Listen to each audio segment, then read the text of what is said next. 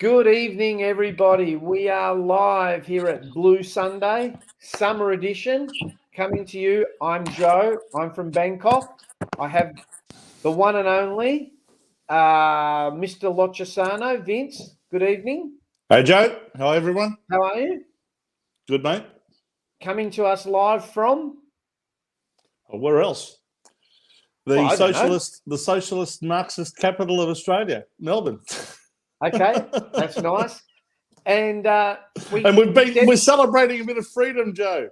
Well, I'm going to say that because our normal panel member Debbie cannot make it tonight. She's omitted because she's out partying with friends. So, good evening, Deb. Have a couple of beers for all of us. Yeah. So instead, we've bought we've all been let off. There's no more curfew. You're entitled to go out at night and look at all of the shops that are for sale and for lease, and all of the businesses that have shut down. Yeah, we'll get into that in a minute. Let me just introduce our lovely other panelists. Yeah. Chris Beach, how are you, Beachy? How are we, guys? Melbourne, coming Australia, to us from the socialist state of Victoria. It's a great state, thank you. A great state, okay. And we've got a special guest, Steve. Good evening, Steve. How are you, mate? Victoria on the move, or are we the Garden State? I'm not sure which one we are, but regardless, good evening. What do they have on the number plates these days? I thought they might put Victoria, Stalag 13, or the Vince's aptly named it the socialist state of Victoria or something. What do they have on these days? I don't know. I think it's on the move is the one. The Garden State was the big one, probably showing my age, but it was that green garden. Where are we on the move to, Steve? Where are we on the move to is the question. We're pivoting. We're fluid. It's unprecedented. Don't worry. Hey, that brings me to tonight's mini debate, so to speak. We'll take sides, or we'll all try and give a unbiased point of view about these COVID-19 jabs. Okay, so I'm here in Thailand, and I can tell you that there is a totally different mentality about COVID here than there is what I'm seeing in Australia. I mean, I still read the Herald Sun and The Age and the Australian each day, and I watch ABC News. Thai people are very obedient. So when the government tells them you must do something, 99.999% of the people do it. So you will see Thai people all lining up to get vaccinated, and some of them are a bit annoyed because they lined up very early and got Sinopharm, which is now found to be useless. The government tells them to wear 2 masks. It's not uncommon to see people wearing 3 and 4 masks because they want to be extra careful. We have to wear masks everywhere. And if you don't do it, people stop you on the street and they just point at you because they don't think you can speak Thai. And they go, mask, mask, mask. And, I've had so many. The only people not getting vaccinated in this country are foreigners. So, but look, I've had a crack. Vince, what's your take on the vaccination? And we'll reference it to sport. Yeah, well, probably when you said the 99.99% of people do what the government tells them, the 0.001% that don't are probably the ones making the rules. But anyway. No. They all sit on the TV and get vaccinated. Yeah, I'm sure. Yeah, get some water injected into their arm. Yeah, probably. Look, when Tom McDonald recently from Melbourne, the premiership player from Melbourne Football Club, came out about a week or two ago and said, "Look, I've chosen to get vaccinated, but I don't believe anyone should be forced to do it, to inject their bodies with something if they're not comfortable. Why is it of any consequence to anyone else? It's their choice if they want to protect themselves against the virus. If those of us who choose to have an injection to protect ourselves do so, well, then we're protected, aren't we?" You would think so. The point should be made.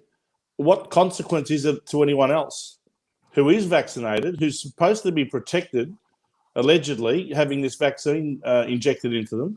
Why should it be of any consequence to them whether someone else around them is protected or not? I don't understand the logic behind it, but maybe someone else can explain it to me. I'm pro-choice in this scenario. I think it should be everyone's choice to take the vaccine or not. I mean, for years here in Melbourne and Australia, we've had a flu vaccine. No one's ever been forced to have it.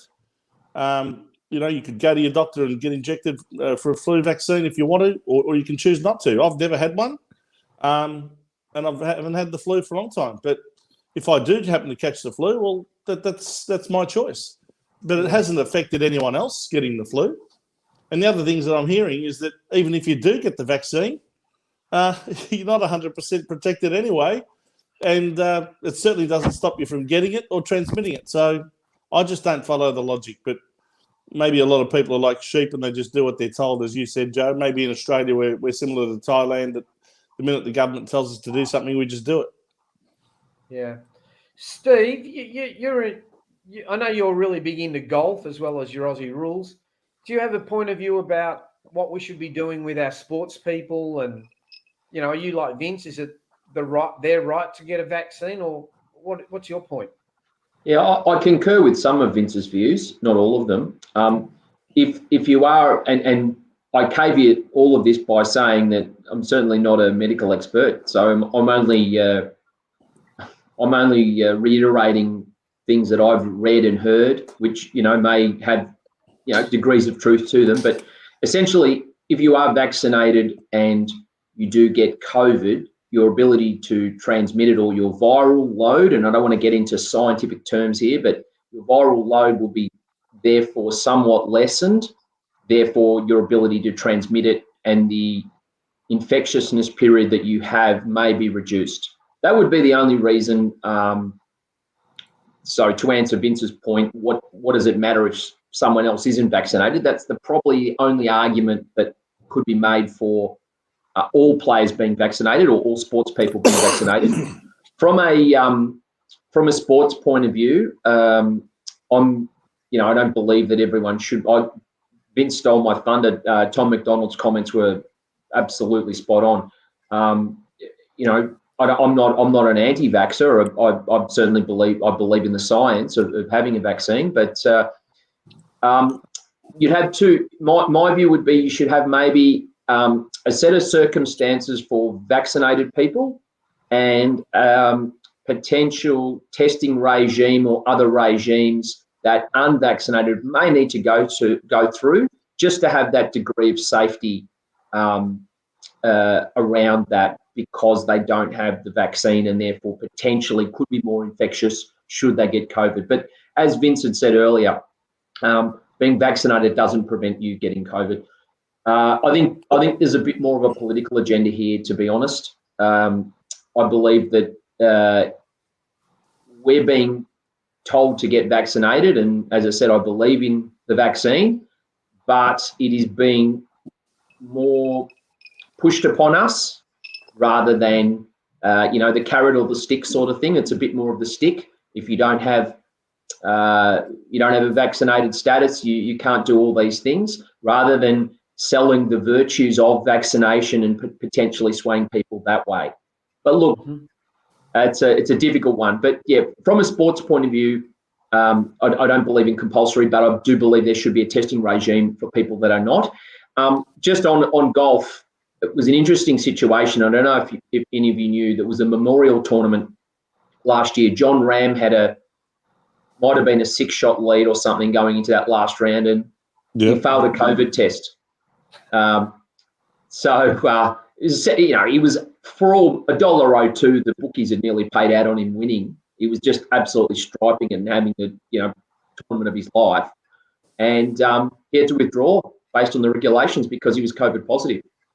So that's just one example I bring to you from the golfing world of COVID and vaccination. Now, if he played by himself and he's socially distanced with his caddy and did all of the right things and didn't touch the flagstick and maybe wore a mask even when he played, would that have potentially impacted anyone else in the field? Probably not. But the rule was for the PGA Tour that if you were tested COVID positive, you had to withdraw from the tournament. Yeah. What a disgrace. Yeah, it is. I know. That is a disgrace. Chris and I were having a bit of a discussion off air about this. Chris, what's your viewpoint? Well, clearly, I am going to be outnumbered, so to speak, in this. It is one way or another. This is a topic that's going to rage on for however long this takes. So, look, I can only tell you that I've been pro-vaccine for as long as I can remember now.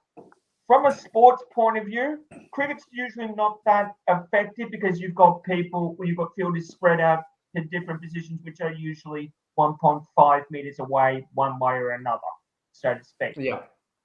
The problem here is, though, if one of your teammates then gets COVID positive, that then draws everybody else into that quarantine situation, because that means then they've got to make sure that they are tested and they are negative. And then this person that's come positive has to now isolate for X amount of days. So now the problem you've got to ask yourself is, do you want to face this situation where you then get stuck, or do you want to be vaccinated where you actually at least protect yourself and people around you with the vaccination? Chris, I think we've got the blood rule. I think you've got potentially all those other elements in a contact sport. And I'm not saying cricket is soft or anything like that. It's very, very much the other way. But you've got fluids. You've got potential transferal of all sorts of bodily fluids in AFL. Cricket, maybe you do put the saliva on the ball as you shine one side of it. The question with all of that is, and this is where I'm sort of trying to pick a few holes in your argument here, with all due respect, is that where do we draw the line? If it's COVID vaccine, is it HIV positive? Is it what? Where do we draw that line to someone's health and transmissible diseases, where all players need to have been ticked off that they are A-OK? Do you understand my point? Yeah, I do. But you see, Steve, and I'm glad you're bringing this up because, like I said, this is a debate that's going to probably rage on for as long as people can remember. Even when we're not here, that's what's going to happen. The thing is, though, people are going to be getting tested one way or another, Steve, and we need to be making sure that people are vaccinated so that they at least protect themselves and the people around them. That's all I'm going to say. I just want to raise a point about the vaccination and sport. It's quite interesting in the last week that the AFL have issued a policy about players being vaccinated, and the NRL have issued a similar edict but have gone in a totally different direction. So the AFL one is that, okay, no vaccine, no play. The NRL one is, well, you want to get the vaccine, up to you. If you don't want to get it, up to you. But you do run the risk of not being able to play. I was telling Chris beforehand, there's a very big NBA player. I've got to remember his name. Kyrie Irving. Yeah. Now, Kyrie Irving faces being sacked from his team because he refuses to be vaccinated by COVID. He refuses to take the COVID vaccine. And he has the full support of the team management, the team owner, and his teammates. So it's not like his teammates and that are saying, oh, we don't want to play with you, Kyrie, because you're not being vaccinated. But what's stopping him is that their first game is in New York. I can't remember who he plays for. He plays. The issue is he has to, based on where he plays, there is different vaccine mandates. That's what you're saying. Yeah, and that's what's happened here in Australia. You think about it. Why did we play the grand final in Perth? Because they have a different vaccination rule to South Australia than to Victoria. Do you think that these sort of rules will continue, or how is it going to impact? Like NRL, AFL, NBL, the soccer. I mean, the women's football's been back. Vince, do you have a view on that? Yeah, well, I think it's a disgrace that we've essentially turned our country into 8 separate countries, depending on which state or territory you live in. And to have a situation where You've got different states with different rules. You've got different sports with different rules, depending on what sport you play. Might govern your sport differently. You've just pointed that out with the AFL and the NRL. Obviously the AFL is going down the dictatorial path. If you don't do it this way, you won't play. You've got no choice. If you want to keep your job, if you want to keep your livelihood, you have to inject yourself with something that you may not be comfortable injecting into your own body, which is designed to protect you. This rhetoric I keep hearing that you're protecting you and the ones around you. How are you protecting people around you if you're injecting your own body with something that's meant to protect your body, or if you like, boost your immunity system against the virus? Because don't forget, Joe, your own body has its own immunity system. It's one of the reasons why children don't really need to be vaccinated, even though they are also being mandated to be vaccinated to even go to school, which is another disgrace. Well, So Vince, you are less infectious. You are less infectious, allegedly, and again, we're not experts, but you are less infectious if you are. But even if you have the vaccine, it doesn't stop you from spreading it, does it? No. So who's to know to what extent you're spreading the virus or not, if you're vaccinated or unvaccinated? I mean, there's plenty of examples of people who've been vaccinated that have not only spread it, but have also caught it and have also still been sick with it, even though they've been jabbed twice. So I don't even know about how well these vaccines are actually working, for starters. But the point I want to make is, until COVID came along, since when have we forced anyone to jab themselves with anything that they don't want to be jabbed with? Well, this is what I mean. Why all of a sudden is this mandate being accepted like, we've got no choice? Why should we accept Daniel Andrews in Victoria segregating our society now into the vaccinated and the unvaccinated? It's effectively apartheid now in the state of Victoria. This is how serious it's become. They talked about Freedom Day on Friday like it was, this massive day of freedom. Absolute rubbish.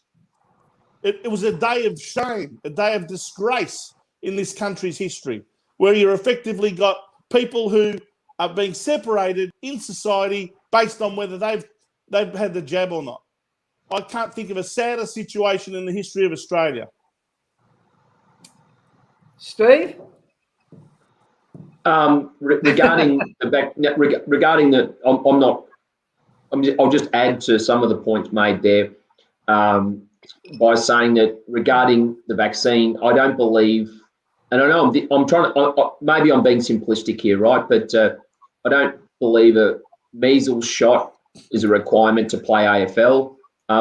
We're talking about collective bargaining agreements here. You're talking about Paul Marsh, the Players Association. Let's get into the legalities of it, right? Yeah. They've got all their requirements. So are we going to start now saying, because essentially that's where this is going, we wanted measles, tetanus, all these other hepatitis, whatever. Yeah, or whatever you want. Yep. These are all going to have to be ticked off, and add the COVID shot to this and an updated version of that, because of course there are boosters coming and whatnot. That's all got to go through. That's got to go through a collective bargaining agreement through the Players Association, where players' representatives are going to have to negotiate with the AFL about that. That would be the standard process. I don't really know how this was bargained, other than... I don't think it was. No, other than saying we'll work with individuals who don't want to get vaccinated, but haven't really said whether they'll be able to play. It's interesting. That's the legality of it, and that's where that's going to be quite an interesting minefield there. Yeah, it will. Beachy, nice and quiet there. Anything else to add? Basically, because I want to hear everybody else's piece. That's why. It's clear when I was coming on tonight that I was going to be one of the outnumbered people, and that's fine. No, you're not outnumbered. Can I ask a You're question? entitled to your opinion, Beachy, no problems. I just want to ask everyone one question, right? Who amongst us has been vaccinated, right? I've had 2 AstraZenecas. So, Steve, 2 what did you have? Pfizers. I was vaccinated since late June. And what did you have? Which one? John, do you know my age? No. Which flavour medicine did you have? Yeah, I've had the Pfizer. Yeah. Okay, Beachy. Yeah. 2 Pfizers. And Vince, you've restrained so far. Okay. Not interested. Not interested. Okay, so Chris, I don't think you. I'm trying to make Chris feel at ease here because I think he's feeling like he's a bit out. I don't want Beachy to feel like there's a personal attack going on. There's absolutely not. No. There's no attack. I'm not feeling that at all. The thing is, I knew I was coming in and outnumbered because I knew what was going on previously, and I'm just trying to make sure that I don't push the boundary that had caused something that may go too far. So that's what I'm doing. We're all big, Chris. We're all big boys here and girls on this show. I think we can all handle things. It's not personal. This is just a differing opinions on things. Yeah. By the way, my opinion concurs with some of yours, Chris, regarding not compulsory vaccination, but I believe in the vaccine. If you wanted that, but do I believe? I'm a bit like Tom McDonald. Do I believe it should be compulsory? No, but anyway. I'm of the same ilk. I believe in vaccinations, but my issue was that I'm just a bit worried that it's been rushed and we really don't know the full effects. But hey, if Joe, can I bring you to? I don't want to scare anybody, but I want to give you a little piece of history. Back in the 1950s, there was an injection given to women who were suffering from morning sickness in pregnancy. Thalidomide. It was called thalidomide, and of course developed by a German pharmaceutical company, and it was used all around the world. And all of a sudden, they discovered a lot of pregnancies where there were babies being born with, arms missing, defects, legs missing, all sorts of birth defects. And what did they trace it back to? Thalidomide. Now, we don't know, and they have admitted that they do not know the long-term effects of this vaccine. It's been rushed in record time.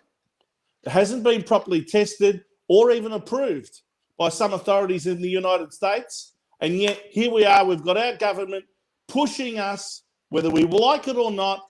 And I know lots of people, I'm sure all of you know a lot of people, and our people and our viewers in the audience would know people who have had the vaccines because they have been literally given no other option if they want to hold their job, if they want to be able to put food on the table next week. To that point, and Vince, that is a disgrace against their will. Just to interrupt you, Vince, I'm going to put a comment up from Sandra. I think people who are choosing not to get vaccinated are at risk of losing their jobs and being ostracised is atrocious. So she's tending to agree with you. I mean, I remember during the week on our little group chat, I think, I can't remember if it was Gina or Lana, one of them works at the TAB and said, well, I have to get vaccinated or else I lose my job. I think that is a bit harsh, but it's true, Joe. It is true. I know it's true. They've been given directives in some industries and especially in government and public servants and anyone who works directly for state or federal government. If you don't get vaccinated, you will lose your job. And what do you think all of those protests were about with the CFMEU workers? They were up in arms about being forced to vaccinate. Otherwise, they lose their jobs. That's what the protest was about. Right? And they've actually gone against their own union leaders because they don't feel like their own union leaders are supporting them. They feel like they're basically voices or mouthpieces for the state government. And that's why they were up in arms against people like John Setka from the CFMEU. He's lost his own members, that bloke. Sandra's put up 2 of her friends have lost their jobs because they've refused to be vaccinated. Which is and there's going to be a lot, sadly, there's going to be a heck of a lot more of that going on in the next 12 months. I might come back, I might be able to get a job. You know what I find interesting is that I read overnight Novak Djokovic is refusing to be vaccinated. Yep. and he Yep. wants to come and play in the Australian Open, but Yep. he's been Yep. told that he can't. He's Yep. actually threatening legal action against the Australian government for restraint of trade. I hope he does. I hope he Steve, succeeds. you're a bit more into the professional sports. What do you think that could eventually happen? Do you think people have got a right to do it? It's interesting though. The ATP tour, covering obviously, a myriad of countries all over the world. You're going essentially in all continents. That's probably one of the hardest sports. European tour would be pretty close to it as well from a golf perspective. That is played over many continents. How do you've got one country's mandate versus another's? So if Djokovic is playing in France, for example, he's okay. But if he's playing in Australia in a major, he's not. He's breaking the rules that major is the country that major is being hosted in. So it becomes tricky. The governing body is now the country, not the tour. Correct. That's a legal minefield. Absolute legal minefield. Well, I can just see someone in the AFL or NRL probably doing it. We're very well. Even America. I mean, I'm really surprised that some Americans love going to court. They love suing. It's my constitutional right to do this and my constitutional right to do that. I'm really surprised that no one has done anything. But as my learned colleague Vince told me the other day, you can't fight against those who are in power because they make the rules. And they've got the judiciary in their back pocket. That's the words that you use. Thank you. I'm not pulling any punches, Joe. No, I don't want you to. They have, and we've even seen here in the apartheid state of Victoria that they can even cause 800 deaths through their mismanagement and sheer incompetence, and no one's held accountable. No one loses their job. Not one person. Even recently, we saw the state health department, get 58 charges charged against the department, but not one individual charged under these new workplace laws where they're meant to be responsible for the outcomes of people's lives if it was through their sheer incompetence. Well, still, nobody who's made those decisions in the health department has lost their job. They've charged the department. So if the department gets charged successfully and has to pay a massive fine, it's paying a financial fine from one government department to another. In other words, you're robbing Peter to pay Paul. No one loses their job. No one's held accountable. And the state of Victoria continues to sink. Yeah. Well, look, we could go on about this all night. The only thing I'm looking forward to, and being a Victorian, I just want to see crowds back at sport. I'd love to see a full MCG on Boxing Day. Well, they're going to stop. They're going to stop unvaccinated people from going to the footy. They're going to stop unvaccinated people from going to restaurants. I saw it yesterday in Lygon Street, Carlton, at a coffee shop. People were being asked, "Sorry, you can't sit down here unless you show me your COVID vaccination certificate. If you can't do that, you can't sit down here." That's what we've been reduced down to, Joe. Yeah, can I say something on that? Yeah. I have a couple of friends who own some coffee shops and a pizza restaurant in Carlton. I won't mention the name of it, but they're not a sponsor of the show yet, are they? They're going to be. So when they start, then you can mention the name. Yep. That's right. But my friends can't open their cafe tomorrow or their pizza shop because they don't have enough vaccinated staff. All their staff are European, and they have all refused to get the vaccine. And my mate was telling me, he said, we can't run the risk. He said, we've only got 3 people who are fully vaccinated. Well, funny you should say that. I know a guy in Lygon Street, Carlton, who told me the same thing yesterday. It might be the same person. Might be the same coffee shop, Joe. But he told me, I said, why aren't you open? Paradise Street? No, it's further. Is there a special offer that they're looking at for the show? If I mention in the blue corner and get anyway. We'll work on You that. get a free coffee and some pizza and a beer with one of the Yeah. owners. And a He's free very COVID generous. free COVID injection as well while you're at it. No, but they're really gutted because I mean they've been closed for so long. Yeah, and, It's been difficult on those shop owners because not only have they obviously required tourist type of transient workforce. And then a lot of those people may have left the country or they're not available at the moment. But then that workforce has only had a real short period of time to get. No excuse if they didn't want to do it. They didn't. They couldn't get vaccinated, but they've only had a short period of time to get that. So if they had any slight bit of hesitancy, if you're of a young enough age, you miss the boat. Yeah. No, my friend had organised to get every one of his employees double vaccinated. He had 60 employees and 52 of them said no. There you go. Wow. It's going to be mayhem, isn't it? So small business loses out again. Yet again, the small business owner is the victim of all of these policies where all of a sudden, we can let you open up last Friday, but if you haven't got staff that are vaccinated, guess what? It's going to be impractical for you to do so.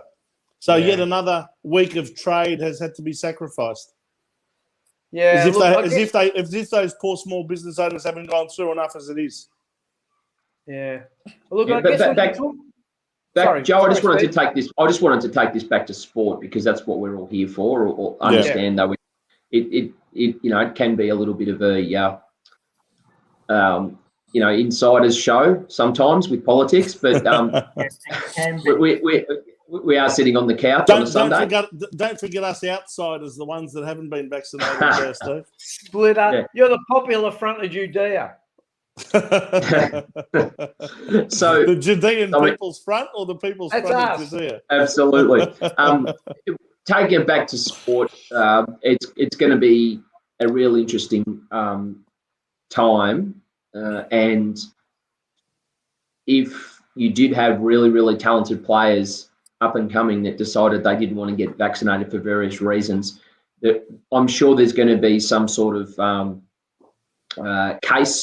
landmark case, whether it goes to court or whatever that occurs as a result. And I think it's just a matter of watch this space on that one. Albeit though, the majority of players have decided to get vaccinated, and that's fine. And as I said, personally, I agree with the vaccination. It's just that I think it's about enticing people to do it rather than. I think what we've got to distinguish here is that this debate tonight is not about whether you believe in vaccination or not. Yeah.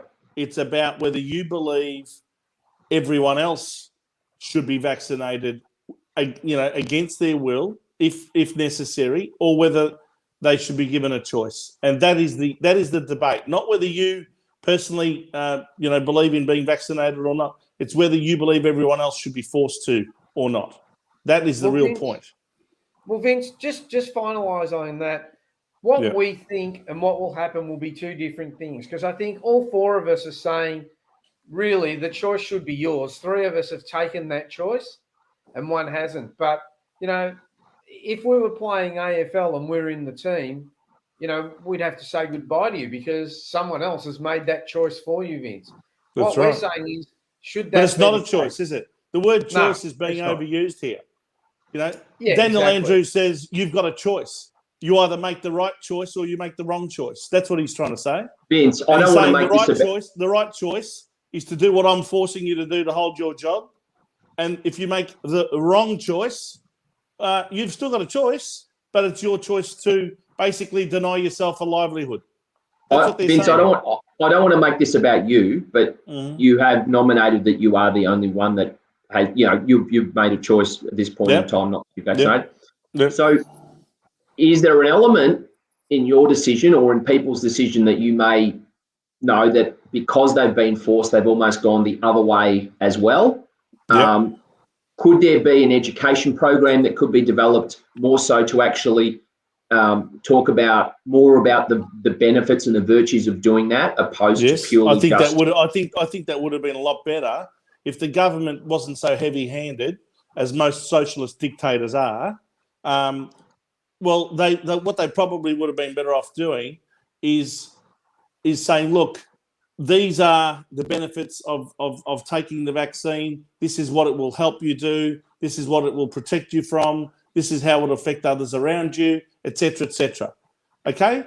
And if you choose not to take it, these are the risks that you're taking, A, B, C, D, E.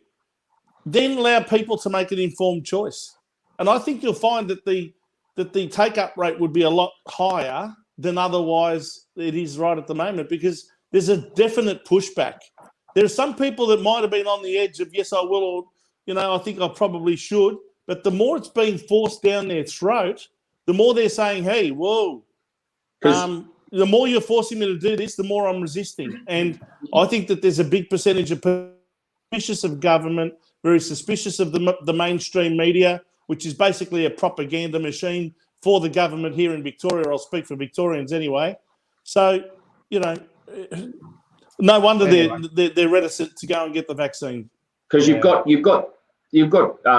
the two camps of people that are unvaccinated. There are ones called, that would be defined as hesitant, and there would be ones that would be anti, no matter what vaccine was presented, they would not have it. So I would think, Steve, what I think, just before you continue, just one of the things I want to point out about this, the labelling of people by the people who are pro-vaccine, basically pro-government stance, right? And they're berating people who are not following that, and they're labelling them. You're an anti-vaxxer. It's a bit like saying you're a climate denier, right? No, that's not the case necessarily. It's not necessarily that we're anti-vaccination. A lot of us have had vaccinations quite willingly, but we're not happy necessarily to have a vaccination that hasn't been properly tested, hasn't been, no discovery of what long-term effects that this thing might have on your body. And because of that hesitancy, they're being labelled anti-vaxxers.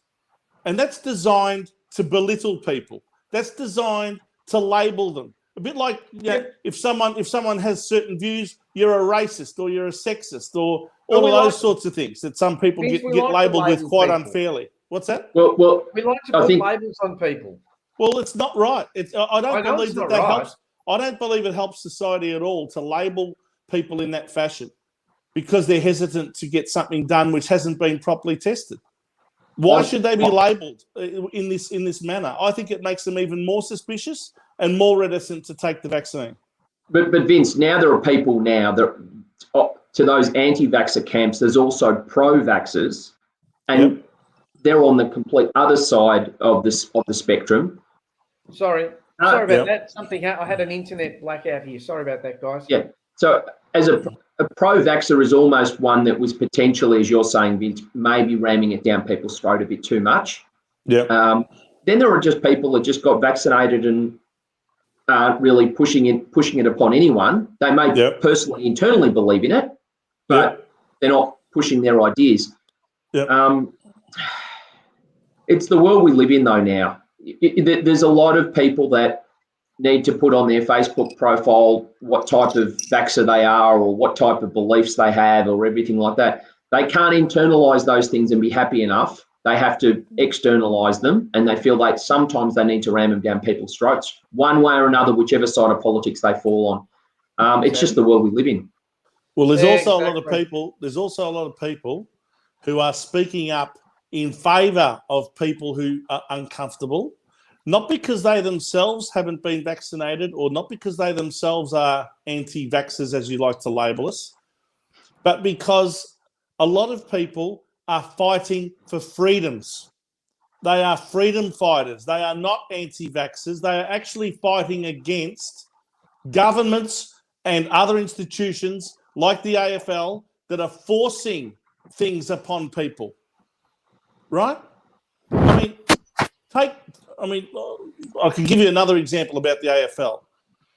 The fact that in the 4 years ago, when they had that plebiscite on same-sex marriage, now whichever side of the fence you're on that issue is not of interest to me, but for the AFL to change its label at the front of AFL House, to remove the letters AFL from the big football, you know the one I'm talking about at the front of the building, and replace it with YES, because the AFL took a stance that it was in favour of same-sex marriage. That made everyone who worked at the AFL or was associated with the AFL, who may not have agreed with that stance, totally uncomfortable. Those people were basically muzzled. You couldn't speak up if you felt opposite to that. Right? Now, that's wrong, in my view, that any organisation that employs all of these people, Qantas was exactly the same, you know, coming out as a company that this is our policy, we're all in favour of this, that makes other people uncomfortable that may work for your organisation. Really good employees. So you've got all of those employees that fall in line with that stance, saying, oh, yes, isn't it fantastic? The AFL's all in favour of it. But all the people who work for the organisation who may not be in favour of it, what happens to them? Yeah. They've got to keep their mouths shut. Exactly. Otherwise, they lose their job or risk losing their job. We could go on for this for ages and ages, so we'll just cut it there. But the last thing that I'm going to say, Sandra said it's the right to choose. Yeah, you're right, Sandra, but unfortunately, some of these organisations aren't giving us a right to choose. As you all know, this is the summer edition, and I'm going to call on our cricketing expert, Mr. Beach, to give us a quick synopsis of what has happened in the T20 World Cup. So, Mr. Beach, please take it away. Thank you, Joe. I'm also going to give you a quick synopsis of what's been happening in the domestic scene as well, but I'll try and keep it brief. Go for it. That'd be great. So, as most of you probably will know, the World T20 got underway this past week, and maybe a little bit earlier than that. We had the round one, which was the qualification into the Super 12, which is now currently in place. Qualifiers came out of that, and they were Bangladesh, Scotland, Namibia, and Sri Lanka. Yep. Now, Bangladesh and Sri Lanka are actually playing tonight, followed by India and Pakistan in the later game tonight at 1 a.m. That'll be a doozy. Bangladesh and Sri Lanka and Bangladesh are close to being underway, and I've just seen the toss. Sri Lanka have won the toss, and they will elect to field. Okay. So that will take place in a few moments. The WBBL also took place and is still taking place as we speak. There were two games today, the Sydney Sixers and the Melbourne Renegades. The Renegades had a win over the Sixers, and the Perth Scorchers played the Sydney Thunder, and the Perth Scorchers won out of that against the Thunder. The scores there were in the Perth and Thunder. Perth made 2 for 186 off their 20 overs, and the Thunder made 9 for 105 in reply. Big Mooney win. and Devine were the top scorers there for the Scorchers. In fact, it was a player of the match performance by Sophie Devine, who is a New Zealand player, making 101 in her innings. Wow. Mooney was a well support, making 6 for 65 off 54. And lastly, as well, in the domestic format, when the Big Bash isn't on, Victoria and New South Wales will get their season started against each other, with the Sheffield Shield to start on the 27th to the 30th of October in New South Wales at Drummoyne Oval, followed by the return leg at the MCG between the 5th and 8th of November. No crowds though, Chris, is that right? For that return game? I would believe that there will be no crowds for it at this stage, given that we are still looking to get people vaccinated. Although, as far as I'm aware, if we push to the 90 90%, we will then be seeing crowds with no restrictions. Hey, And Chris. lastly, yeah, Sorry, just to interrupt. Have the cricketers got a policy like the AFL or the NRL about vaccinated players? Or is it all just I relying haven't on heard. the country they I visit? haven't heard anything as of that Yeah. yet, but we might be waiting for it as we get closer to the summer. I Okay. believe they were encouraging the WBBL and the BBL players to get vaccinated, Yeah. but I haven't heard anything that has confirmed it nor denied it. And what about the upcoming Ashes tour over the summer with the English cricketers who have now decided to come? Do they need to be vaccinated, or we don't know yet? Again, I believe that to be encouraged, Yeah. but there is a fear that some of the England players may decide to leave early if this tour takes a little too long. Okay. Okay.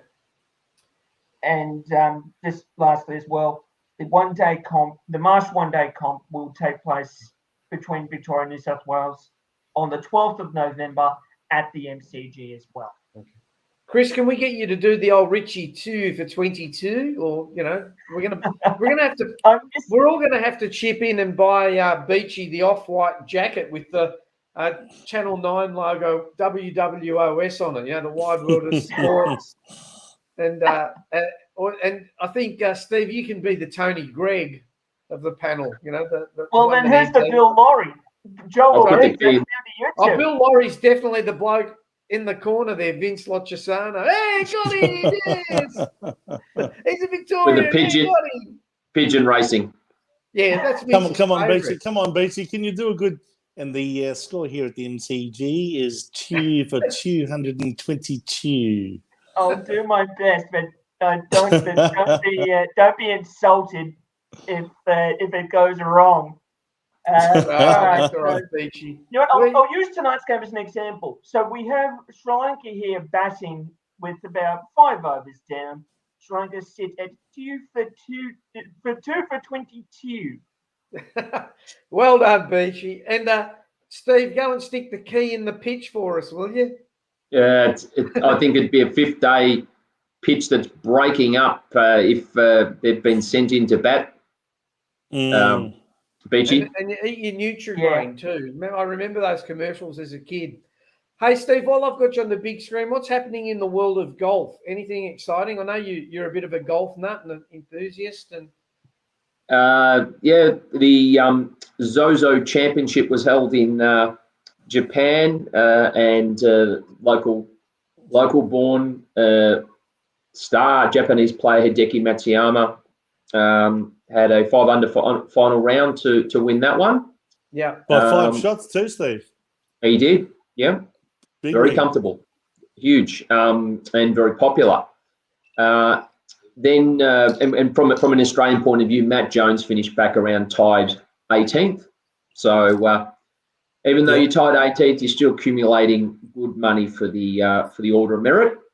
Yeah. And then was Hatsuyama the guy that won the US Major earlier in the year? Yep. The US Masters. So he's done very well, hasn't he?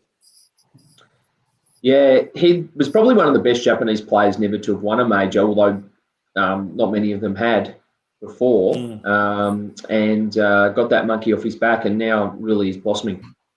Yep. I'll never forget that Japanese player many years ago, Jumbo Ozaki. Wasn't he a presence on the golf course?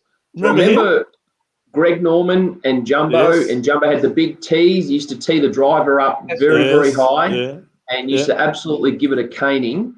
And then his younger brother Jet. Yes. Jumbo Jet. Are you serious? No, Jet was his Jumbo Jet.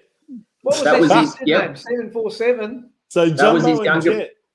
Yeah, I don't actually know if that was their birth name or not, but I mean it may have been an abbreviated. But Jumbo was certainly Jumbo by name and Jumbo by nature. Jet probably more so as well. But a real character on the golf course. Is there anything like Thais? Thais tend to they have their traditional Thai name, then they give themselves a anglicised nickname. So, over here, it's very popular to have people called Pepsi and soda and tennis, golf, apple. I don't know. Anyway. How about Joe? Oh, no, they can say Joe because it's easy. It's very easy. Okay. But they can't say Giuseppe. You want to see when I'm at the hospital, they just look at me and they go, yeah, you, come. Sorry, Very Steve, good. anything else on the golf? Yeah, look, there's golf everywhere, but the Mallorca Open, so a good Christopher Skase tournament there, in memory of him. Jay Whitmer is leading that, but we're going into the final round. He's got a few players there, Alberto Quiros and a few other players there, one shot behind. So we'll be able to watch that one tonight. They're teeing off in about half an hour, so I might jump off this program and ease into that Mallorca Open. The lovely Costa del Sol down that way, and a great place for the British people to go on their holidays and get all red. Yeah, and Australian media tycoons that have got plenty of millions of dollars in debt. It tends to attract them as well. Former owners of the Brisbane Bears, football club owners. Hey, Steve, we're going back to the late 80s, aren't we now, Vince? Oh, yeah. We are indeed. Hey, showing Steve, our age. I'm not really a golf aficionado. What's been the effect of COVID over the last 18 months with the players and the tournaments? For our well, no spectators, obviously, for a period of time, and masks with the caddies and so forth. Wearing a mask to play golf, you'd think, it doesn't interfere with you, but it does, because you've got your, especially if you wear glasses, for example, but you've got all your feel and all your faculties around you, especially with short game and so forth. It just puts you off. They did work on some lightweight ones, but luckily enough, restrictions are such that outdoors you won't need masks anymore for most sports. But people, golf was still going on, tournaments were going on. It was more the travel, getting people to travel from. So a US tour, for example, most of the players are based in the United States, so it's not an issue. In Europe, though, moving around is more so of an issue because you've got different countries, jurisdictions, and so forth. Okay. So, Steve, Australian tour has been killed. Absolutely. I was just going to ask you that. What's happened to the Australian? In about a month's time, we'd normally be seeing the Australian Open, the Australian Masters, and the Australian PGA. So when are they going to be held? PGA's in Queensland, but I believe the Open and the Masters. The Masters is finished, but it'd be that didn't get that tournament. Unfortunately, was a victim of COVID and some sponsorship. But so the tradition doesn't continue as it usually would at Huntingdale. No, unfortunately not, Vince. But the Australian Open, look, they were trying to push it back. The PGA is going to be in Queensland, but the Australian Tour has just been too difficult to run because you've got all the international arrivals and managing their quarantine requirements. Now, the problem is that as of November 1 in Victoria and New South Wales, of course, the quarantine, if you're fully vaccinated, does not exist. But then we get back to our conversation earlier in the show about all of the permutations of different players. Well, how you want to, preferences. Preferences. Yeah. Discriminations. Yeah, that's what it is. It's discrimination against anyone who hasn't been vaccinated. Well, that's okay. Hey, Steve, go on. Yeah, sorry, Joe. Yeah. Tell us, what's your fascination with golf? You're a pretty handy golfer, I hear. Is that right? Yeah, fascination with it. No, but what's your handicap? I don't have a handicap, so I can tell you my handicap, my golf swing. My handicap is me getting up on the tee, but I'm glad Beatsy got a bit of a kick out of that one. No, the reason I'm not any better. Beachy, do you play golf? Not really. The best part about my golf game is my putting game, and even then, that mine's the mini golf. But no, most of the foreigners you meet over here are golf professionals, and Yeah. they make a bloody good living working at. Well, country golf's clubs. golf's an elite sport in Thailand, as you know too well, Joe. Mixing with the rich and the famous that you do there, and when you're at your country clubs and so forth, to have a membership is Very expensive. a huge investment. Yeah. And it's a lifestyle. You've obviously got the fitness club that's associated with the golf club. You've got the restaurants. You've got all of the other social activities that so expats go to Thailand or other countries such as in Asia to show their expertise and potentially teach the well-heeled customers. Now, throughout the last 20 years or so, expats have also been teaching the local developing professionals on how to instruct as well, and passing on their skills. So it's not as easy as it used to be to make a killing in the Asian market, because there are so many good young Asian instructors and so forth and golfers out there. Yeah, the trouble is their command of the English language isn't good, so they don't tend to get many of the good jobs. I met one young Englishman the other night. He's 25 and he's charging $500 an hour teaching 5 to 8 year old kids golf. Jeez. Well, their parents can afford it, but also their parents also think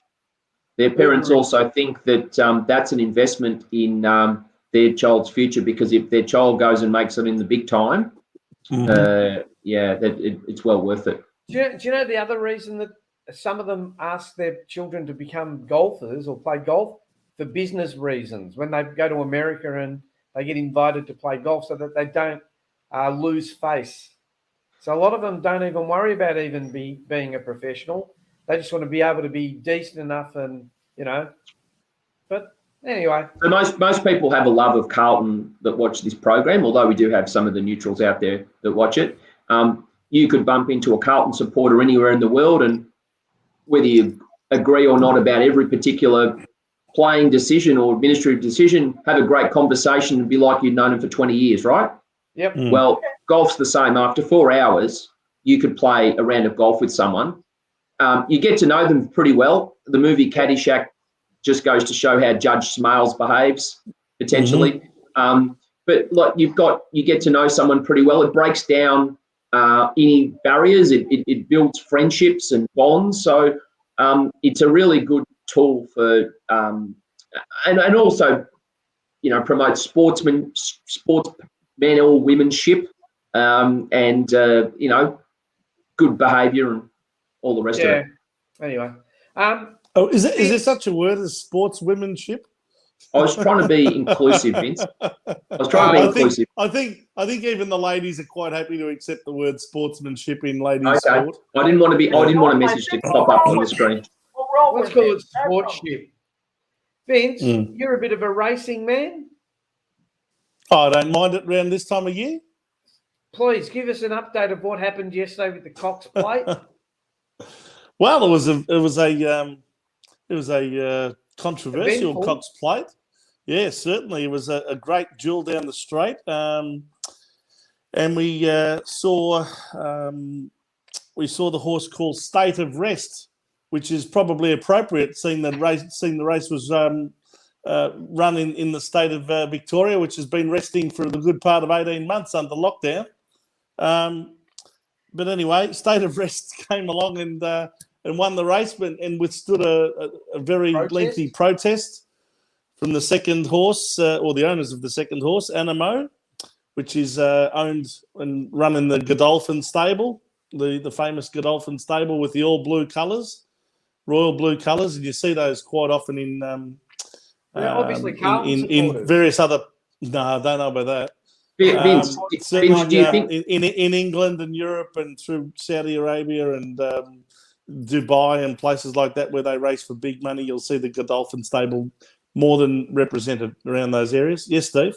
Vince, the Valley, the amphitheatre setting that it is, it's essentially made for this type of a race, arguably Australia's greatest race. I know people talk about the Melbourne Cup and Derby, Victoria Derby and so forth. 2 years in a row now that we haven't had those crowds attend, and it is a little different, albeit it's a great race to win. Yeah.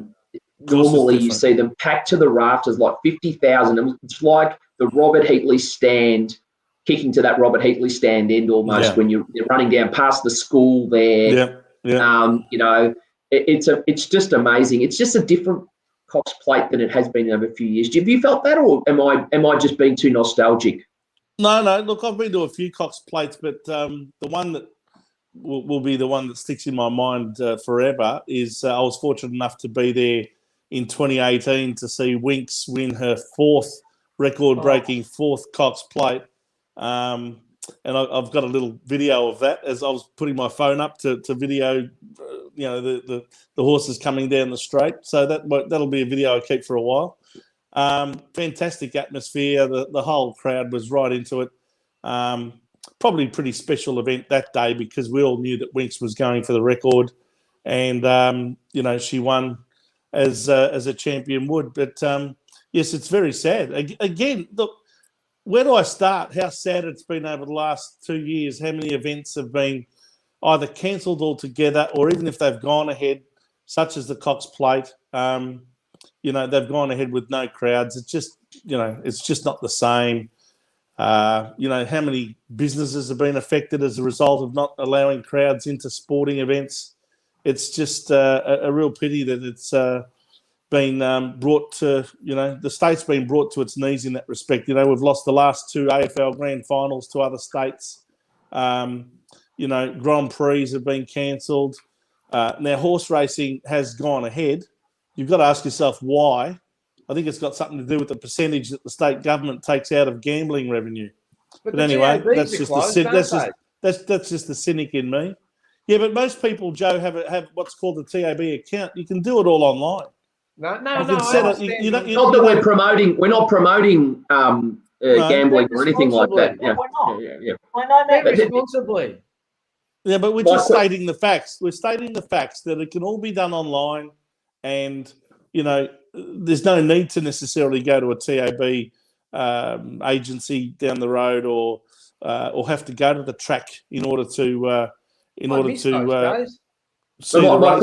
My question to you, Vince, was: does 50,000 at Moonee Valley feel like almost 200,000 anywhere else? Like, is it when you were there? Yeah. And how different is it? How different is it without the crowds? What did you think? But Steve, that's all about to change because the whole place is undergoing a massive redevelopment. And they're going to actually change the nature of the track and where the finishing post is, and it's all going to be up the northern end of the where they come around the bend now to straighten up for the home straight. That will be the finish line.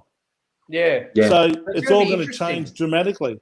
There's going to be there's apartment developments and all sorts of things happening around about where the grandstands are now. It's all going to be pulled down. So the whole Moonee Valley look and feel is going to be very, very different. But I'll tell you one thing that will always be in the minds of a lot of people who've been to Moonee Valley and been up in the grandstands is those magnificent views that you have over the track and towards the city. That's just that's clearly what they've put the residential development there for. That'll help generate a few big prices. Let me tell you. Vince, you even remember when they used to have the trots there? Yes, they used to up until 2010. Yeah, Melbourne Park, they used to have the Moonee Valley trots on a Saturday night. What's that? And I used to remember them at the showgrounds. Yes, that was back. That all stopped in the 70s, Joe. I know. The car park in the middle of the track. Yeah. Yes, all of that. But Moonee Valley's been an iconic race course since I can remember. And you're right. I think that there's a lot of status and a lot of glamour that goes with the Cox Plate. Generally speaking, it attracts the best quality field that you'll see in any race in Australia, because even though the Melbourne Cup, of course, is the number one race that everyone tries to win, it's often got horses in there that are not up to it. It's a 2 mile. It's not what you'd call 24 quality horses. You might have the first 6 or 8 horses that are real stars, and the others are more lesser lights. But the Cox Plate field is generally quality field. Every single horse has got a chance to win. But Australian horses are suited to the Cox Plate because obviously we don't have that staying type of horse, that 2 miler type of horse that generally is more bred in European conditions. Yeah, it's a different race. It's certainly a different race to the Melbourne Cup. Having said that, Steve, an Irish horse actually won it on Saturday. Yeah. Yes, exactly. Yeah. So Well, Vince, that's right. Yeah. Melbourne Cup coming up. So this weekend it'd be Stakes Day, I'm guessing. Or am I No. This Saturday is considered probably the biggest day of the Spring Carnival in terms of total number of races that are quality races. You've got the Derby is the big one, and pure black suit for you, Vince, too. Normally you would have black and white traditional suit on for those. Well, that's the traditional dress for anyone who's going to the track for that. But of course, being unvaccinated, I won't be allowed to. Vince normally wears an off-the-shoulder number, with some heels. But... And then you've got, of course, Melbourne Cup Day on the following Tuesday. So we'll talk about that next Sunday. So we'll review Derby Day at Flemington next Saturday. Sorry, on the show on Sunday night. All right. So, and then we'll preview the Melbourne Cup on the Tuesday, Oaks Day on the Thursday, and then Stakes Day the following Saturday. So there's a lot of previewing to do next week. Okay. Now, Vince, I know, while I've got you in the main screen, I know you also have a love of the trotters. Is there anything exciting happening in that world, or is it not the right time? No. We've got we've had the Country Cup season already commenced. We've already seen the Kilmore Cup run and won. Same with the Swan Hill one, and of course we saw the Geelong Pacing Cup run last night, and that was an exciting race, and it was won by. Let me just get this up. Here we are. Bear with me for a second. We're bearing. General Dodge, number 11. So big odds of 20-1. So a horse that was coming back from injury, and a big result. The main two favourites came second and third, but this one came down the outside and swamped them late. So General Dodge for Jason Lee and trainer Mick Cherkop. So we'll keep you updated for those of you who are into harness racing. It's a great sport. If you ever get out to Melton, it's a good chance you'll have an entertaining night. So I probably won't be able to get in there as well, Jay, because I won't be vaccinated. That's fantastic. We might have to get a new reporter. Hey, I don't know if you want to do it, Beachy, but I'm happy to talk about Premier League. Just recently, for those of you who are into the Premier League, we've had the big Saudi firm from the royal family take over Newcastle United. For those of you who don't really understand, Newcastle United are maybe a bit like a Collingwood. They even wear the same sort of black and white striped tops. Mm-hmm. In England, there's two teams everyone hates. It's Newcastle and Manchester United. Newcastle have probably, if you listen to they call themselves Geordies up that part of the world. The Geordies are probably more vocal than Manchester United supporters. They're very, very, very fanatical. And Vince, you'll be glad to know that it not only happens in AFL, but their manager was told from the new owners, "You've got the full support of the board." 3 days later, he was sacked. Yep. No kidding. He was given the kiss of death. Yeah, full support of the board. And the best part about this was. The best part about this was he managed his 1,000th game in the Premier League, and then he was given the boot. Yeah. So you'll be glad to know, Vince, that it not only happens they're in ruthless. AFL, they're ruthless, aren't they? They're ruthless in the English Premier League. Yeah, worldwide phenomenon. Their owners are, to give people some perspective on this, their owners are 5 or 10 times richer than the City Football Group owners. That's how well heeled they are. So the amount of potential investment that can be going on there has excited many of the Toon fans. However, there are people that question the potential character of those owners based on shall we say, events. past events and, human rights treatment and so forth. So, that does come with, they do come with a little bit of, Baggage. I don't want to say baggage, might be the word. But nonetheless, that there's going to be a significant investment. And Newcastle has been a sleeping giant of the Premier League. Remember the days with Alan Shearer and all of that. So they're a big club. They certainly, at St James's Park, they attracted big crowds. But they've been battling relegation for the past few seasons now since they've come up. Well, it's funny you mentioned that. They're in the bottom. I think they're in the bottom 4 at the moment. I mean, last night's results didn't do them any favour. They drew 1-1 at Crystal Palace. I guess it's good that they drew away from home. But last night, I was telling Chris before the show started, I had the iPad on, I had my TV on, and I had my computer on, and I was watching cricket, football, the women's football where the Australian Matildas won 3-1 against Brazil. And I watched a very entertaining game, and it was Everton and Watford. And Everton scored one of the best goals I've ever seen. No, 1-0 up. Next thing you know, the game finished in 5-2. It was absolutely brilliant. Yeah, it was a great second half from Watford. It was just amazing how they put them to the sword. They just turned the whole game. I don't want to discuss that game at all, thank you. I'm not interested in discussing You're an Everton supporter, aren't you? Yes, yes. Both this Everton supporters. Oh, dear.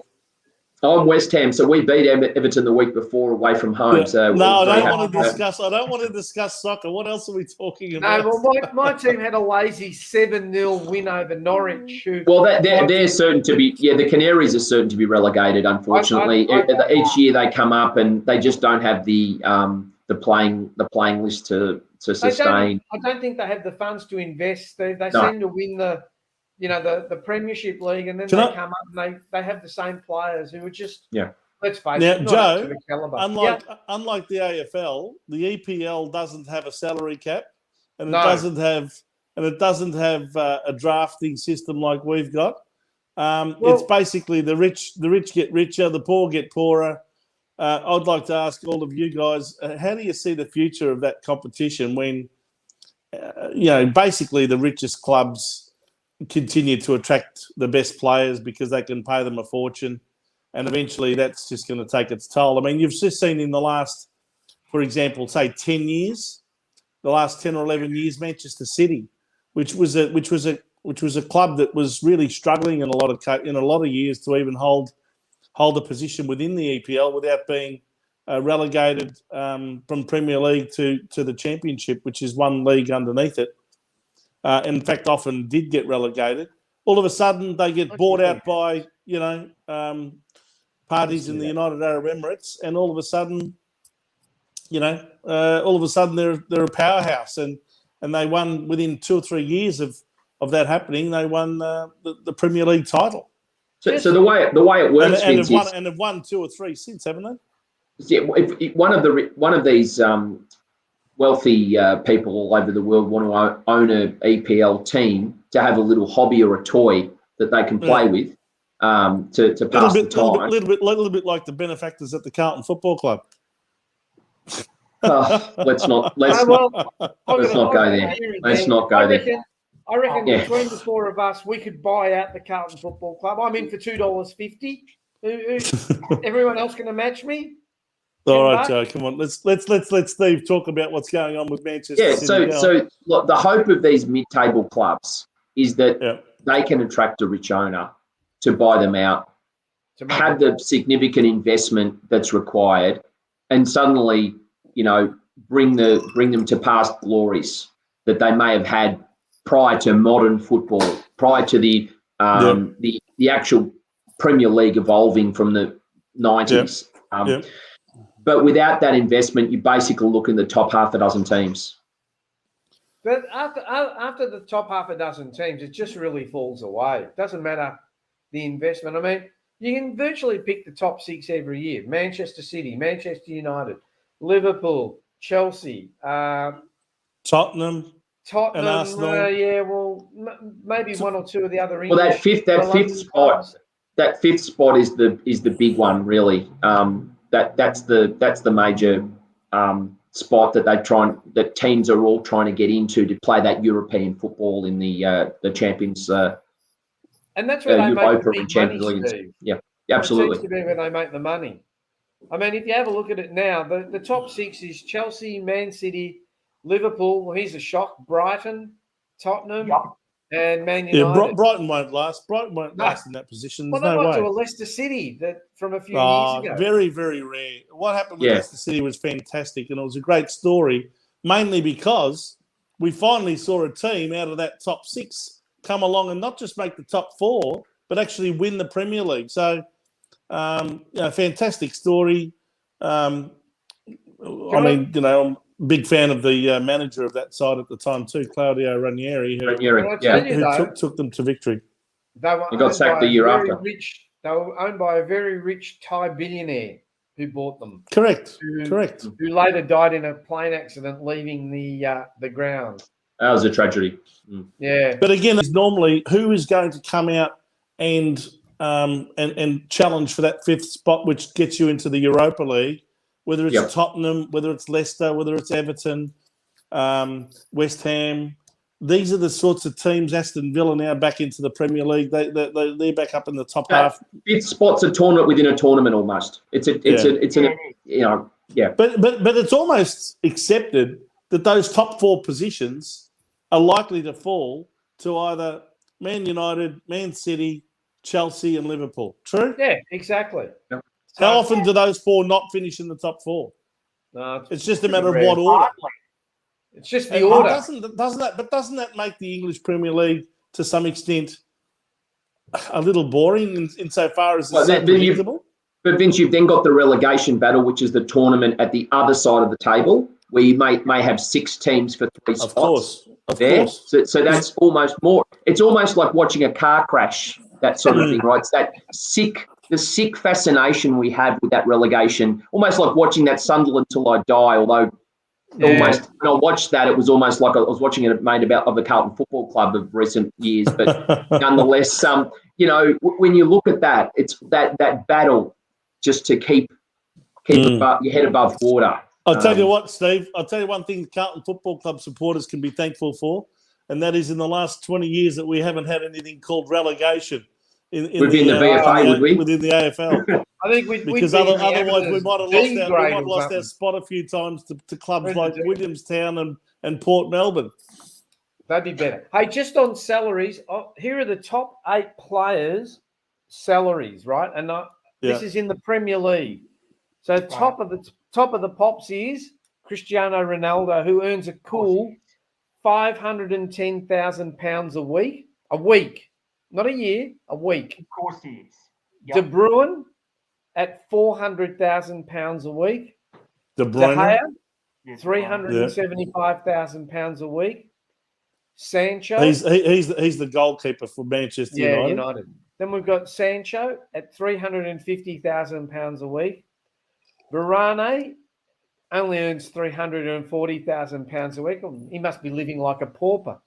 Lukaku, £325,000 a week. And then you've got Grealish and Sterling on £300,000. Now, Mo Salah. And by the way, that's every week. That's every week of the year, not every week that they play. Yeah, every week of the year. That's not including endorsements. Not including endorsements. That doesn't even include sponsorship.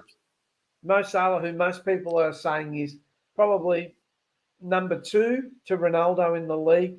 He's looking at a £400,000 a week contract from Liverpool. He says otherwise he walks. Another interesting point to bring out. But once they agree to his demands, he'll have a press conference and tell everyone how much he loves the club and he was never going to leave. I was never going to leave. And he couldn't possibly imagine life without being part of that club.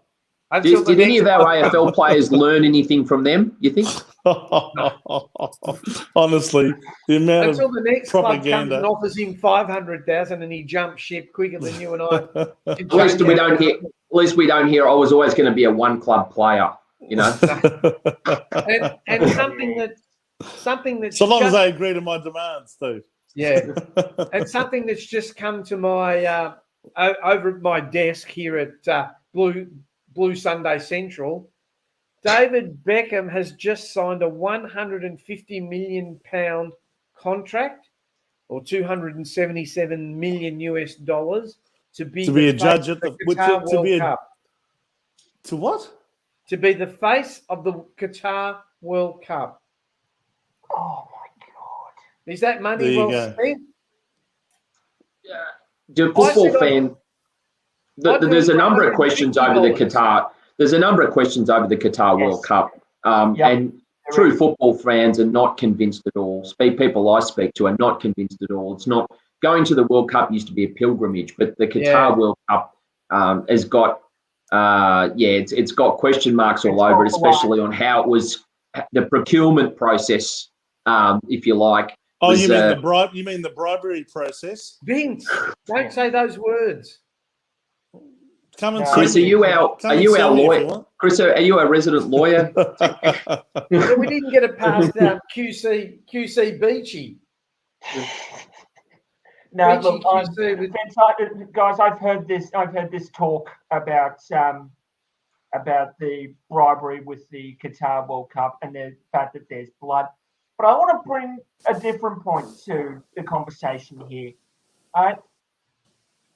Everybody knows, at least on this panel, as far as I'm aware, that this World Cup is going to be taking place in the winter of Qatar. Because if it's during the summer, it's too hot.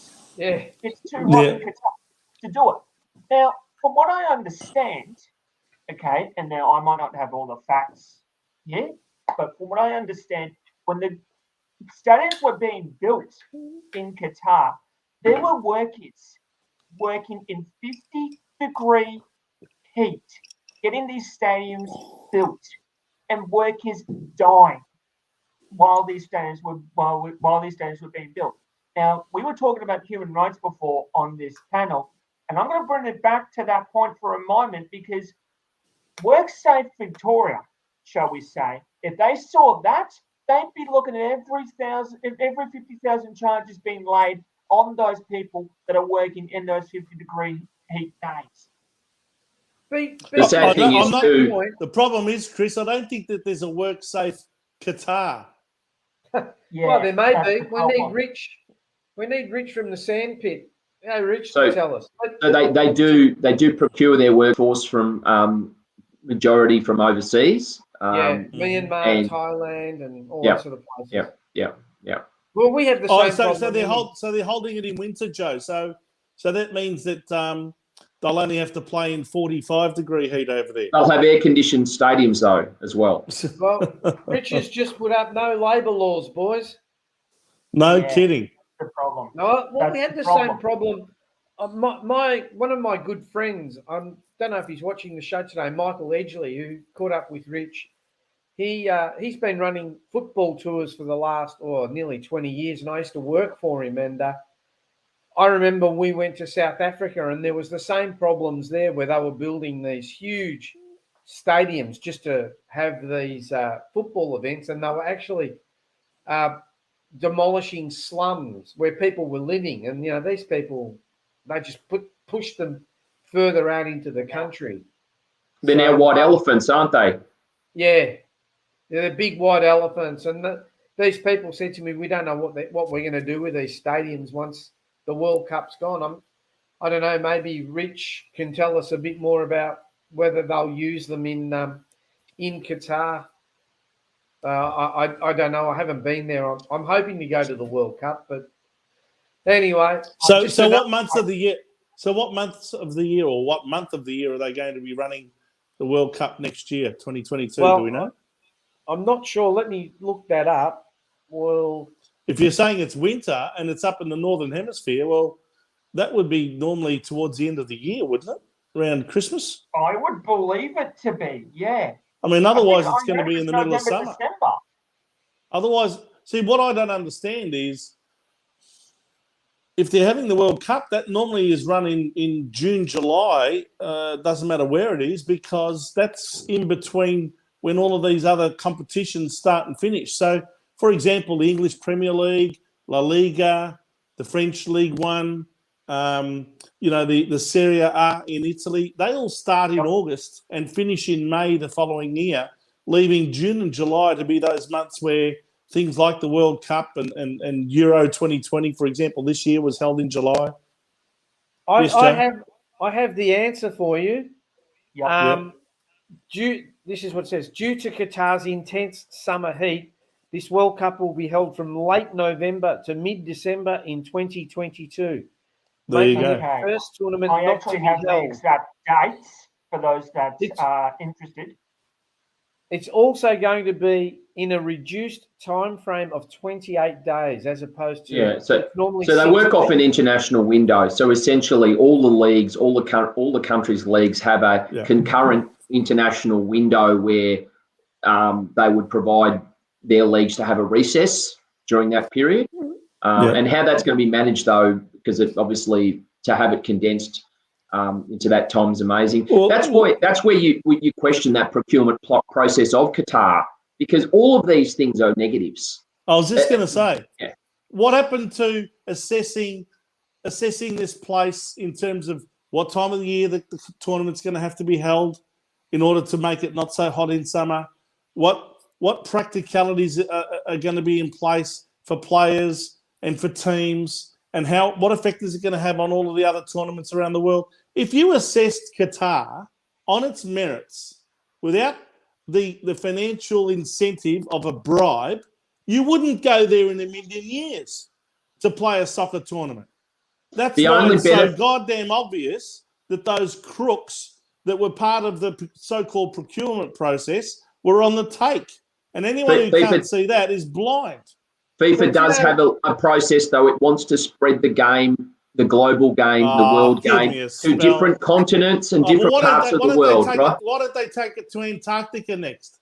We'll take it from the hottest continent to the coldest one. Why don't we do it in Antarctica? I mean, for Christ's sake, you've got to make it practical. Just following on from Steve's point, that was one of the reasons that they stated that Qatar got it. They wanted to promote the game in the Middle East. Oh, what a crock. It's good spin, though. It's good. If you're a PR firm, you'd go with that one as a good bit of spin, right? Yeah, definitely. It's a good spin, but you're not going to buy it. I mean, why not promote it? Why not promote it in Australia? Why not give it to us? Well, that's what they say. Can anyone? We only got one vote, I think, for that. Can you guess where the 2026 World Cup is? North America. Yeah, it's going to be held in USA, United States, Canada, Mexico, and Mexico. Canada. Yeah. So they've already held it. So I'm really surprised that I think the only Asian places have been Japan and Korea. Is that right? It's only ever been in Japan and Korea in Asia. South Korea and Japan co-hosted it. Yeah, that's what I mean. The almighty dollar and the good old fashioned bribe. It's just working as good as ever. We do have the female World Cup though coming here. So we're co-hosting that with New Zealand. And that's a great result. I think we should be proud to have achieved that outcome, and I'm sure that Australia and New Zealand will bring women's soccer to the world in a very positive light. Rich has made an interesting comment here. He says the World Cup cricket is in Dubai now, the T20. I don't know why it's in Dubai. I mean, I don't even. Are the players in biosecurity bubbles there or something, Bishi? Can you elaborate on the situation there? Okay. From what I understand, the T20 World Cup in 2020 was supposed to be here. We were supposed to have the men's and women's, but the men's one is now pushed back to 2022. I can confirm that for you. Then they moved this one to India originally, but then COVID screwed up India in a bad way. So India then looked at the UAE to relocate it there.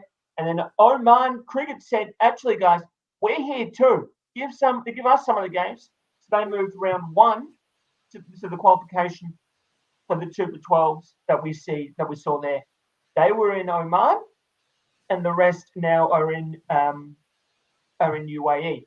Now, in answer to your question, Steve, I believe that they are in biosecurity bubbles. but from what I understand with Rich, when I've seen his show, everything is opened up. Right. So, Yep.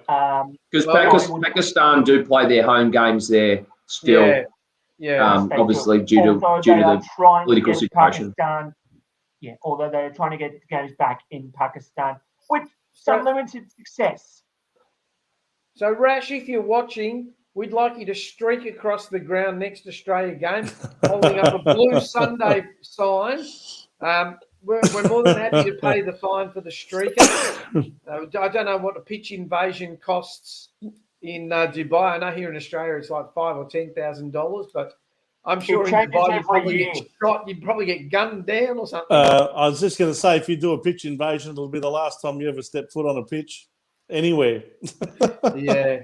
Hey guys, we've been going for an hour and a half, and I'm sure you've all got better things to do on a Sunday night. No, we haven't. We've got a whole massive Yeah, audience mate, waiting on you every have breath that freedom we, now. I we wanted to take. play George Michael Freedom for you because There's no curfew.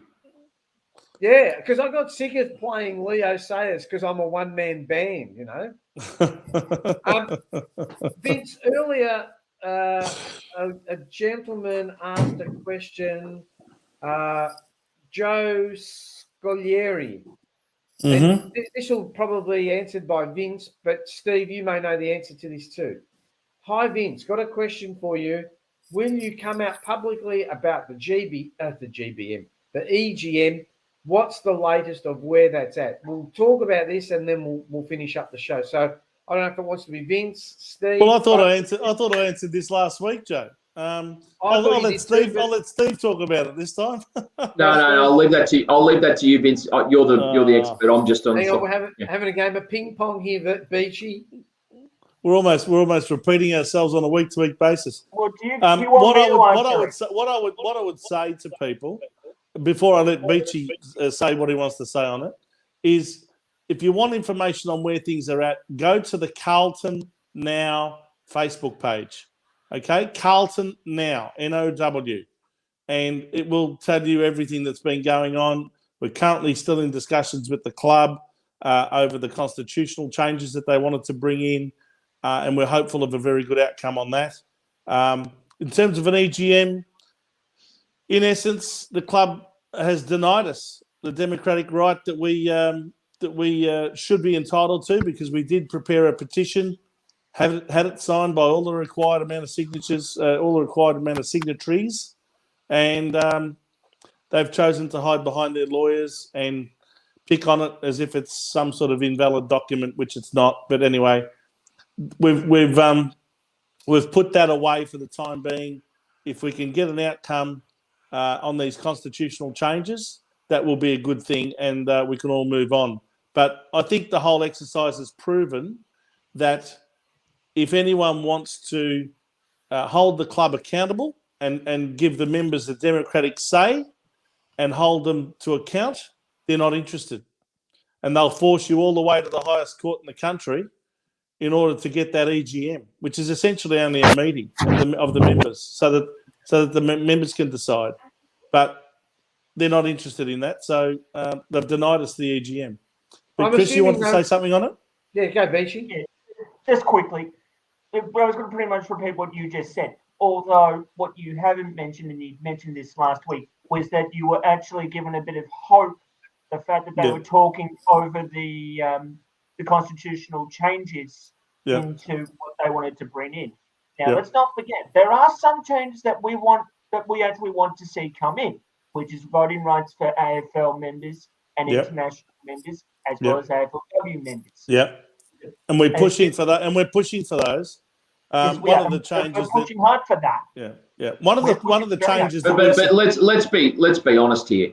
The club tried to sneak changes through in August, and through the depths of COVID, and hoping that people wouldn't read the fine print and understand what those changes really were. And those the changes, there were some good changes in there, but all the poor changes, or changes that potentially had question marks next to them, were all changes that would have provided more power to either a new president or a board, and less accountability to the members. So if the board at very least are potentially going to look at withdrawing those, it's a bit of an about face to say we got caught trying to sneak something through, and we then read the temperature of the room and thought, hang on a minute, now that everybody really knows what these changes are, as there was a fair bit of publicity regarding them, that the club were hoping would not occur, because essentially they wanted a meeting to be held in the minimum amount of with a minimum amount of notice, to basically have an online meeting because of COVID. In the middle of a football season. Yeah, I mean, really, I mean, great result if the club withdraw those some of those changes or remove them, but that's the very least they should be doing.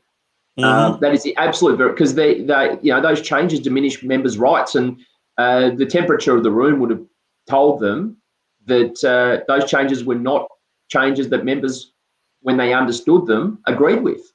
And it was making members aware of the whole thing that was the biggest battle, wasn't it? Because if we didn't shed some light and shine a light on these constitutional changes and what they would have meant for members' democratic rights in the future, this whole constitution would have gone through, and no one would have known any better until it was too late. So remember, though, there was 75% vote they needed to gain to get them to go through. There's no doubt that they would have got that if it wasn't for the publicity that was generated.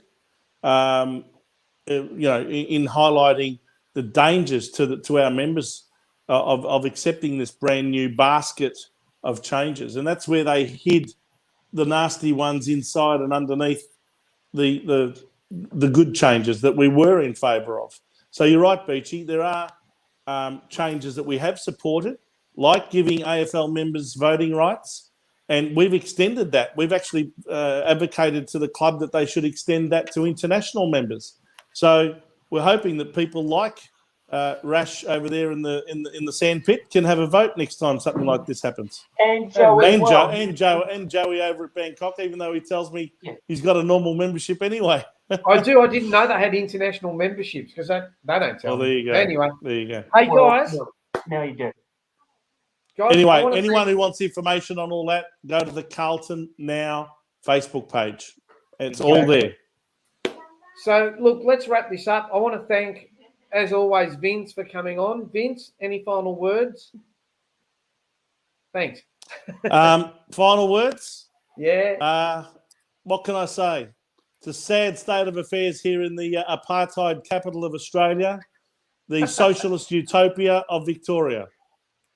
All right. And our special guests, Beachy Benno. Beachy, anything? Look, I'm not going to go as hard as what Vince said. I mean, everybody's got their own view, but we'll leave it at that. Basically, look, everybody knows what's going on at the moment. Everybody just needs to keep their heads up, and we can continue to push on like everybody else, despite the fact of what's going on at the moment. Yeah, I agree. Okay. And Steve, next time your black cat decides to make a cameo appearance, let us know. I'll what's your cat's name? That's a dog. Oh, it looked like a cat. No, it didn't. It was a dog. Joe, what have you been looking at? Even I could see that. So I think this is the beauty of live TV, or not TV, whatever we're on, whatever medium we're on. I don't know what medium we're on, but anyway, whatever that social. There you go. That I think that you can have a dog that can sort of push a door open and sneak into a comfortable couch. I think that adds to the ambience and the. I think if we had these perfect sets, we all had a glass of the sponsor's product on there, and it was all too much like the front bar or something like that, it would be too fake, too plastic. So I think this is more al natural, and you've got people in the background, whatever's going on in your household on a Sunday night. I think that adds to it. It all just means we're all human beings that are just ordinary people that love our sport and love our football. So yes. As for the last word, which I've rambled on too long with there, but essentially. I think the main point from today was it's not about whether you're pro or anti or resistant or non-resistant for vaccines. It's just about whether you believe they should be imposed upon people or not. And that was the only point of today's show. Yeah. I mean, as I sign off, I've always had this one viewpoint in the last 18 months. You know, look, it's here. It ain't going anywhere. We got to learn to either live with it or just forget about it. I mean, we need to adjust our lifestyles. If it means wearing a mask, well, because if we keep locking down, it's just, it doesn't work. And we've seen... Joe, isn't it ironic? Isn't it ironic that at some stages in the last 18, 19 months, the minute Melbourne had 5 or 10 cases in a day, it was lockdown. And lockdown until there was like 14 days straight of no cases. And now all of a sudden we've got over 2,000 a day. And all of a sudden we're opening everything again. Now, does anyone see the irony in all of this? Yeah. We've got elections coming up though, Vince. So therefore, what benefit has crucifying the Victorian and Australian economy achieved in all of these lockdowns and border closures and completely crucifying small business all over this country? What does that achieve? Do you know, can I tell you? Makes you wonder, the decision makers, doesn't it? You guys get 900 cases or 100 cases and you close down. Today we're celebrating. It's the first time in 9 months that we've had less than 10,000 COVID cases in a day, right? In Bangkok. Yeah, in Thailand, right? Yeah. And they're ecstatic that they've only got 9,351 cases, and it's one of the first days that we've had less than 100 deaths in a day. So, and we've been opening up, but it's funny here that they don't open up pubs. That's the one place that they don't open up because they say there's no logic in that. There's no logic in it. There's no logic. There's no logic anywhere. Anyway, hey guys, thank you very much for making yourselves available. We'll do all this again next week. We'll have Beachy Benno with the cricket. Vince, do some homework on give us a Melbourne Cup winner. We want the trifecta. Yes, right, I'll give you my tips for the Melbourne Cup. Yeah, give you the Kevin Bartlett Phantom call if you're up to it. Steve with his golf. Does anyone follow tennis at all? I'm not a big tennis. Well, Debbie's a tennis. Debbie is our tennis reporter. So hopefully we'll get a report from her next week. We'll get something from there. All I know is I read in the paper today that Ash Barty's not playing in a $3 million tournament to concentrate on the Australian Open. I would play both, but I'm not a professional tennis player. But nonetheless. Yeah, I could use $3 million. But anyway, all the viewers, thanks for watching. Stay tuned next week. And from all of us, goodbye. Stay safe and don't catch Bye for now. See you guys. Later, guys. Cheers.